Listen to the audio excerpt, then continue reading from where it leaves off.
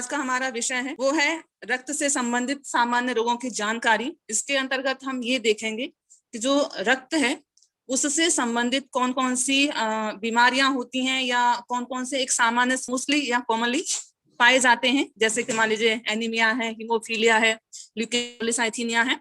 ये कुछ ऐसे रोग हैं जो सामान्य रूप से, तो आज की कक्षा इन्हीं कुछ के विषय में थोड़ी सी जानकारी दी जाएगी।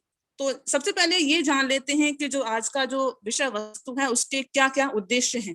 तो सबसे पहले तो ये है कि आज का जो उसके माध्यम से हम बीमारियों के विषय में थोड़ी सी जानकारी प्राप्त कर सकेंगे और जितनी बीमारियां हैं रक्त से संबंधित उनके कुछ लक्षण, कारण और उनके जो बचाव हैं या जो उपाय हैं उनके विषय में जानकारी प्राप्त कर सकेंगे।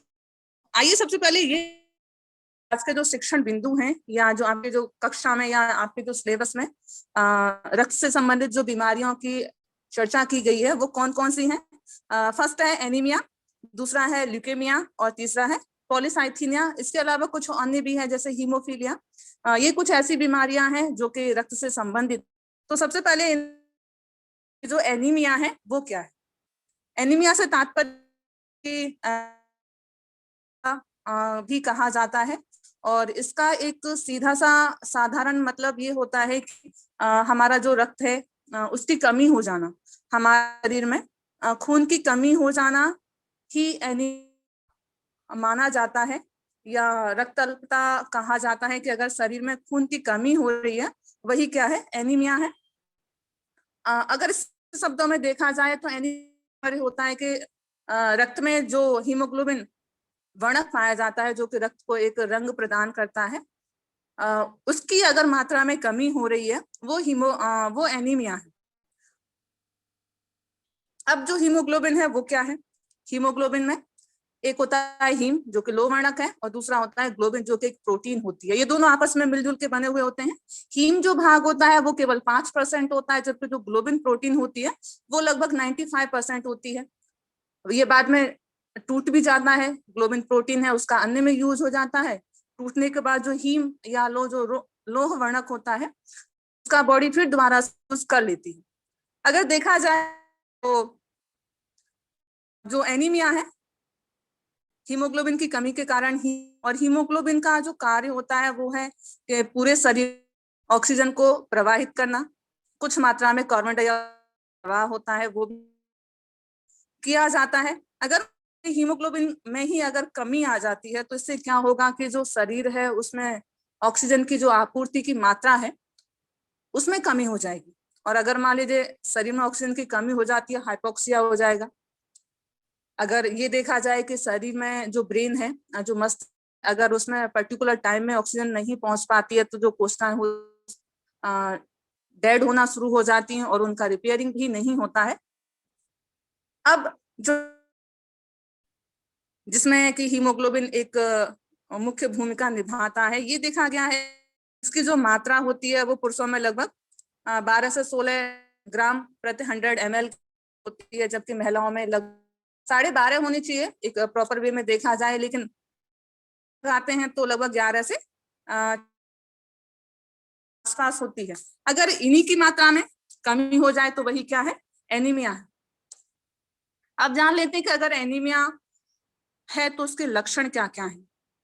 सबसे पहले थकान या कमजोरी का अनुभव होता है। जैसे अगर देखा जाए किसी को एनीमिया है या हीमोग्लोबिन की मात्रा में कमी आती है तो ये देखा जाते हैं तो आप 4-5 सीढ़ियां भी आसानी से नहीं चढ़ पाओगे।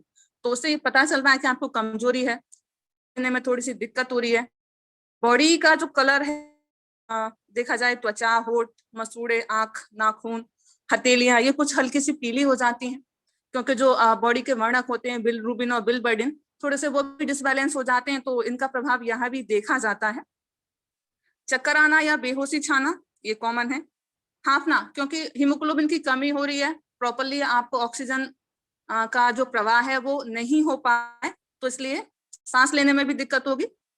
दिल की धड़कनों का तेज हो जाना, शिशुओं और बच्चों का धीमा विकास। अगर मान लो छोटे बच्चों को अगर एनीमिया है या जो महिलाएं हैं अगर उनको एनीमिया है, और जो एनीमिया है वो मोस्टली महिलाओं में कॉमनली देखा जाता है ज्यादातर में। अगर भारत की बात की जाए तो मोस्टली महिलाएं इससे प्रभावित होती हैं।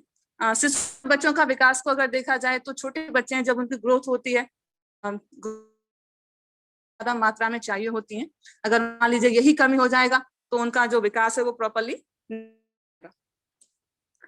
एनीमिया का जो अगर कारण की बात की जाए तो कारणों में ये देखा गया है कि शरीर में मोस्टली अगर आयरन की कमी होती है तो वो एनीमिया का कारण है।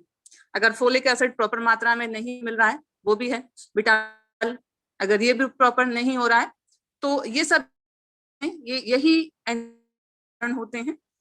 दूसरे की अगर मान लीजिए बहुत ज्यादा आप मतलब बीमारी की कंडीशन है वो बहुत ज्यादा लगातार रह रही है, और आपने देखा भी होगा कि हमारे कोई एक सामान्य पुरुष है या मनुष्य है, अगर वो कुछ दिन बीमार रहता है फिर अपना वो टेस्ट करा है तो आरबीसी, डब्ल्यूबीसी, हीमोग्लोबिन की मात्रा सभी कम हो जाती है।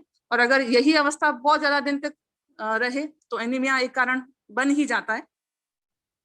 और नेक्स्ट ये होता है कारण में कि अगर मान लीजिए चोट गई है और बहुत ज्यादा शरीर से खून का प्रवाह हो गया तो ये भी एक एनीमिया का कारण है। हरी सब्जियों का प्रॉपर्ली ना खाना, क्योंकि अगर आप हरी सब्जियां नहीं खा रहे हैं तो आपको फोलिक एसिड भी नहीं मिलेगा, आयरन भी आपको प्रॉपर्ली नहीं मिल पाएगा। नेक्स्ट है, जैसे अभी इस पर बात हो गई थी कि जैसे बहुत लंबे समय तक अगर आप बीमार रहते हैं, अगर आपको फीवर आ रहा है तो एनीमिया का कारण बन जाता है। दुर्घटना, चोट अगर ऐसा कुछ हो गया है तो ये भी कुछ कारण होते हैं। दूसरा ये है कि अगर ये देखा गया है कि अगर मान लीजिए हमारी आहार नाल है, आमाशय है, आते हैं, ये अगर इनमें इन्फेक्शन हो गया है और लगातार इनसे खून निकल रहा है, या मान लीजिए पेट में अल्सर हो गया है, अगर ब्लड का सर्कुलेशन प्रॉपर्ली नहीं हो पा रहा है या उसका स्त्रावण अगर ज्यादा हो रहा है तो ये भी एक एनीमिया का कारण है। उसके बाद थोड़ा सा ये जान लेते हैं कि अगर एनीमिया किसी को हो जाता है तो इसके जो लक्षण हैं वो कौन कौन से हैं। तो लक्षणों में अगर देखा जाए तो बात हो गई थी कि त्वचा है वो सफेद दिखाई देती है, बॉडी का जो कलर है वो हल्का सा पीला हो रहा है, कमजोरी है, चक्कर आ रहे हैं। अगर निदान और बचाव उपचार अगर ये देखे जाएं तो एनीमिया का पता लगाने के लिए एक टेस्ट किया जाता है जिसको कहा जाता है सीबीसी परीक्षण, कंप्लीट ब्लड काउंट। इसके माध्यम से ये पता लगाया जाता है कि जो आपका रुधिर है, जो रक्त है, उसमें आरबीसी की जो मात्रा है वो कितनी है, डब्ल्यूबीसी की जो मात्रा है वो कितनी हो गई है, प्लाज्मा और जो हीमोटोक्रिट वैल्यू होती है वो कितनी रह गई है, प्लेटलेट की मात्रा क्या है, हीमोग्लोबिन जो कि एक प्रोटीन है, ये देखा जाए तो आप कह सकते सीबीसी परीक्षण के ये सभी पता लग जाता है। अगर आप सीबीसी परीक्षण कराते तो आपको पता चलेगा कि आपके शरीर में किसकी कमी हो रही है। अब हालांकि सीबीसी परीक्षण के द्वारा कुछ लोगों में देखा जाए तो पॉलीसाइट का भी पता चल जाता है, ल्यूकेमिया है उसके माध्यम से उसका भी पता चलता है। अगर देखा जाए का निदान और उपचार क्या हो सकता है तो सबसे तो मेन यही है कि आपको जो आयरन सप्लीमेंट है इसको लेना है।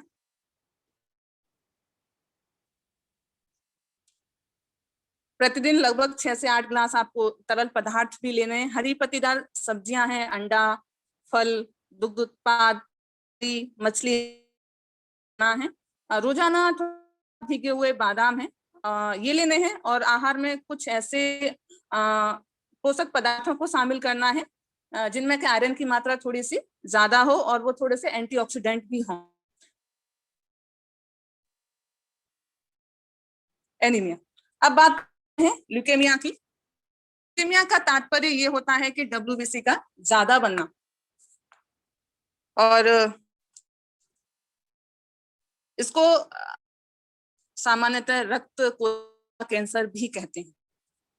ये देखा गया है कि जब डब्ल्यूबीसी की संख्या बहुत ज्यादा बनने लग जाती है और जब है या प्लेटलेट हैं, अगर इनकी मात्रा बहुत ज्यादा कम हो जाए तो उसे क्या ल्यूकेमिया कहा जाता है। जैसे अगर रक्त में कोशिकाएं हैं या प्लेटलेट भी हैं, तो सिंपल है कि डब्ल्यूबीसी की मात्रा बहुत ज्यादा होती जा रही है, आरबीसी की संख्या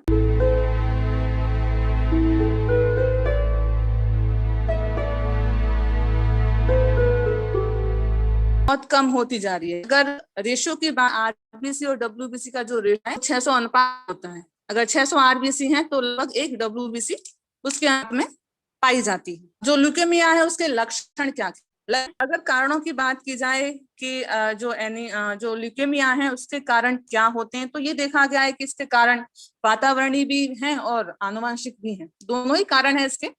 कभी कभी ऐसे भी हो सकता है कि जो ल्यूकेमिया है वो आनुवंशिक प्रवृत्ति के कारण हो गया हो, जैसे मान लीजिए परिवार में किसी और को है इसलिए वो आनुवंशिक रूप से दूसरे लोगों में भी देखा जा रहा है। डाउन सिंड्रोम भी इसका एक कारण होता है। डाउन सिंड्रोम से तात्पर्य होता है कि ये मनुष्य का जो 21वां जोड़ा गुणसूत्र होता है, तो जो गुणसूत्र हैं वो पेयर के रूप में पाए जाते हैं, हमेशा जोड़े के रूप में पाए जाते हैं। मतलब एक पेयर है, आप कह सकते हैं कि 2 गुणसूत्र एक साथ पाए जा रहे हैं। लेकिन जो डाउन सिंड्रोम होता है उसमें ये देखा गया है कि 21वीं जोड़ी का जो गुणसूत्र होता है वहां पर एक अतिरिक्त प्रति पाई जाती है गुणसूत्र की। तो उसमें ऐसे हो सकता है कि XYY हो जाए, XXY हो जाए, मतलब सीधा है कि एक अतिरिक्त प्रति बन जाती है। तो कभी कभी ल्यूकेमिया का कारण वो भी होता है। नेक्स्ट है कि रेडिएशन भी हो सकता है ल्यूकेमिया का कारण। कीमोथेरेपी भी हो सकती है कि मान लीजिए आप कभी बीमार रहे हैं और आपने किसी बीमारी के लिए कीमोथेरेपी करवाई है, या मान लीजिए रेडिएशन रहा है, तो ये कुछ संभावनाएं बनती हैं जिनके कारण ल्यूकेमिया हो सकता है। अब बात कर लेते हैं कि जो ल्यूकेमिया है उसमें कुछ प्रकार दिए गए हैं कि कितने प्रकार का है। तो ये देखा गया है कि इसमें 1-2 प्रकार हैं। फर्स्ट होता है एक्यूट, दूसरा होता है क्रोनिक। जो एक्यूट है उसका मतलब होता है कि वो जो कोशिकाएं हैं उसका जो बनना है वो बहुत ज्यादा तीव्र गति से हो रहा है और ये अपना प्रभाव थोड़ा ज्यादा जल्दी दिखाता है। जो क्रोनिक है उसमें गति थोड़ी धीमी हो जाती है। मतलब डब्ल्यूबीसी का जो उत्पादन है वो थोड़ी धीमी गति से हो रहा है, उसका प्रभाव थोड़ा ज्यादा दिनों के बाद दिखाई देता है। एक्यूट का ये है कि जब बोन मैरो और खून में जो सेल्स हैं वो काफी तेजी से बढ़ जाते हैं और इकट्ठा हो जाते हैं, तो उसको एक्यूट ल्यूकेमिया कहा जाता है। कारण ये होता है कि जो कोशिकाएं हैं अगर उनमें म्यूटेशन या उत्परिवर्तन हो जाता है तो वो अपने डीएनए में थोड़ा सा परिवर्तन कर लेती हैं, और अगर डीएनए में परिवर्तन होगा तो या तो उनका उत्पादन बहुत ज्यादा बढ़ रहा है, या वो अविकसित प्रकार की हो गई हैं, या उनका जो शेप और साइज है वो थोड़ा सा अलग हो गया है। अगर ये सभी परिवर्तित हो रहा है तो ये प्रभाव देखने को मिलेंगे। पता लगाने के लिए कि जो हमारा डब्ल्यूबीसी है, आरबीसी है, उनका शेप साइज क्या हो गया है, उत्पादन क्या है, तो उसके लिए भी आपको सीबीसी परीक्षण ही करवाना है और उससे पता चल जाएगा। दूसरा होता है क्रोनिक। क्रोनिक से तात्पर्य होता है कि जब शरीर में अविकसित सेल बन जाते हैं और बाकी सेल सही होते हैं और वे सही तरीके से काम भी करते हैं। ये प्रक्रिया थोड़ी सी धीमी होती है और धीरे धीरे व्यक्ति को थोड़ी सी गंभीर स्थिति में पहुंचाती है। होता यह है कि जो बोन मैरो है जब डब्ल्यूबीसी का उत्पादन करती है तो जो अविकसित प्रकार की या जो असामान्य प्रकार की डब्ल्यूबीसी बन जाती हैं, जो सही वाली डब्ल्यूबीसी होती हैं उनको वो बाहर फेंक देती हैं और अपना प्रभाव दिखाने लग जाती हैं। लिम्फोसाइटिक से मतलब होता है कि जब बोन मैरो डब्ल्यूबीसी का जो निर्माण है वो बहुत ज्यादा करने लग जाए। एक और प्रकार होता है माइलोजेनस ल्यूकेमिया, और इसमें ये होता है कि जब bone marrow WBC RBC platelet इत्यादि का बनना ही मतलब सारी चीजों को बहुत ज्यादा बनाने लग जाए, तो ये प्रकार ये है। नेक्स्ट बात कर लेते हैं पॉलीसाइथीनिया की। तो जो पॉलीसाइथीनिया है इसका मतलब होता है कि रक्त में जो आरबीसी है उनका बहुत ज्यादा बढ़ जाना, या आप कह सकते हैं कि आरबीसी डब्ल्यूबीसी प्लेटलेट सभी बढ़ रहे हैं। और अगर ये सभी बढ़ रहा है तो क्या होगा कि जो प्लाज्मा वाला अवस्था होती है या जो तरल पदार्थ होता है उसकी मात्रा कम हो जाएगी। होना यह है कि जो शरीर की बोन मैरो है वो जरूरत से ज्यादा आरबीसी बनाने लग जाता है, और अगर बहुत ज्यादा आरबीसी बनेंगी तो उससे क्या होगा, जो रक्त है वो गाढ़ा हो जाएगा, और अगर रक्त गाढ़ा होता है तो उसका प्रवाह धीमा हो जाएगा। अगर धीमा रहेगा तो वो रुक रुक के जा रहा है। उससे ये भी होगा कि पता चलता है कि बॉडी में स्वेलिंग आना शुरू हो जाए, गठिया का रोग देखने को मिले, जो जॉइंट होते हैं वहां पर दर्द होना शुरू हो जाए। ये सभी कुछ कारण वहां देखने को भी मिलते हैं। तो पॉलीसाइथीमिया का सीधा सा मतलब है कि आरबीसी का प्रोडक्शन बहुत ज्यादा करने लग जाता है बोन मैरो, तब ये चीज बनती है। इसके लिए ये है कि वातावरण भी जिम्मेदार होता है, और दूसरा ये माना गया है कि एक जीन होता है जिसे JAK2 या जीनस काइनेज भी कहा जाता है। ये एक जीन है जो कि पॉलीसाइथीमिया के लिए जिम्मेदार होता है। अगर मान लीजिए कि पॉलीसाइथीमिया की कंडीशन बन गई है, तो इसका पता लगाने के लिए आपको वही करवाना है, CBC परीक्षण। जो पॉलीसाइथीमिया है उसके कुछ लक्षणों को अगर देख लेते हैं तो बॉडी में दर्दनाक सूजन है, क्योंकि जो प्रवाह है, ब्लड वेसल्स जो होती हैं उनमें जो रुधिर का प्रवाह है वो बहुत ज्यादा धीमी गति से जा रहा है, या आप कह सकते हैं रुक रुक के जा रहा है, तो स्वेलिंग आएगी। वजन भी घट रहा है, इरिटेशन होने लग जाता है, ये कॉमन सा लक्षण होता है खुजली का होना। बुखार, सिर दर्द, चोट, चक्कर आना, थकान, दुर्बलता, धुंधली दृष्टि, सुन्न होना और सांसों की कमी, ब्लड का प्रवाह धीमा है। अगर मान लीजिए ये कंडीशन बनती है, RBC का प्रोडक्शन बहुत ज्यादा हो रहा है, कुछ चीजों का कम ही हो जा रहा है, तो ये पता चलता है कि सब कुछ गड़बड़ हो ही जाना है। प्रभाव में ये देखा गया है कि जो हमारी धमनियों और सिराएं होती हैं वहां पर थक्के बनने लग जाते हैं। अगर थक्का बनेगा, धमनियों और सिराएं अवरुद्ध होंगी, तो हार्ट अटैक या ब्रेन स्ट्रोक का ये कारण भी बनते हैं। गठिया का कारण भी कभी कभी यही हो जाता है, क्योंकि जो जॉइंट है वहां पर स्वेलिंग आ रही है, अगर स्वेलिंग आएगी तो वहां दर्द भी होगा। बात कर लेते हैं कि जो पॉलीसाइथीमिया है उसमें दो प्रकार देखे गए हैं। एक होता है एब्सोल्यूट, जिसे कहते हैं निरपेक्ष, और दूसरा होता है रिलेटिव, जिसे कहा गया है सापेक्ष। जो एब्सोल्यूट या निरपेक्ष है उससे मतलब होता है कि जब RBC का प्रोडक्शन बोन मैरो बहुत ज्यादा करने लग जाए, मतलब एक लिमिट से ज्यादा होने लग जाए, मतलब RBC की संख्या पता चलता है कि 6 से 9 मिलियन के आसपास हो जाती है, तो उसको एब्सोल्यूट कहा गया है। जबकि रिलेटिव का मतलब होता है कि जो प्लाज्मा है उसका जो वॉल्यूम है वो कम हो जाए।